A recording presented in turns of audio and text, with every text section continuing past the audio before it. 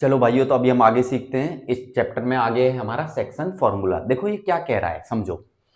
दो पॉइंट है, एक पॉइंट है ए और एक पॉइंट है हमारा बी। ए पॉइंट के कोऑर्डिनेट्स हैं x1 y1 और बी पॉइंट के कोऑर्डिनेट हैं x2 y2। ठीक है। और ए और बी को अगर हम मिला दें तो हमारा एक लाइन सेगमेंट बन रहा है ए बी। क्लियर। अब एक पॉइंट है P, ये रहा P। ठीक है, एक पॉइंट है हमारा P, ये पॉइंट मान लेते हैं हमारा P पॉइंट है। ये P पॉइंट इस AB को इंटरनली डिवाइड कर रहा है। किस रेशियो में डिवाइड कर रहा है? M1 ratio M2। यानी किस रेशियो में डिवाइड कर रहा है? ये P पॉइंट जो लाइन सेगमेंट AB है उसको M1 रेशियो M2 में डिवाइड कर रहा है। यानी मैं कहूं कि AP रेशियो PB, तो वो किसके बराबर है?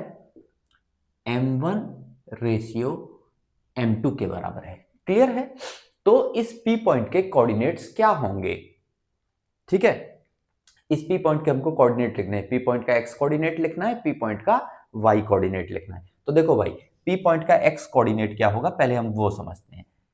M1 x2 यानी M1 x2 plus M2 x1 M2 x1 divide by M1 plus M2, comma, ये जो पहला निकल के आया ये P पॉइंट का x कोऑर्डिनेट है। ठीक है।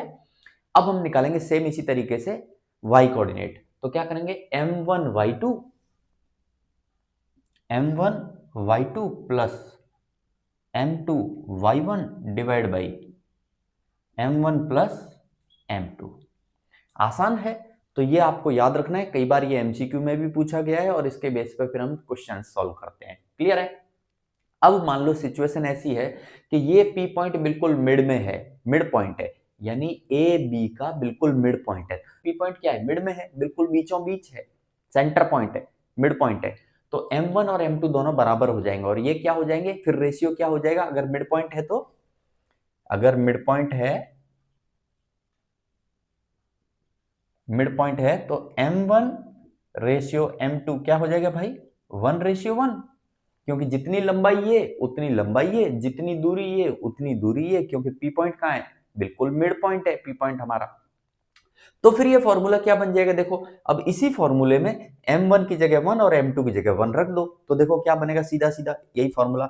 यानी कोऑर्डिनेट्स ऑफ P पॉइंट के कोऑर्डिनेट क्या बन जाएंगे? अगर केस ये है तो M1 की जगह 1, M2 की जगह 1, तो ये आ जाएगा x1 plus x2 divide by M1 की जगह 1, M2 की जगह 1 2, comma y1 plus y2 divide by 2।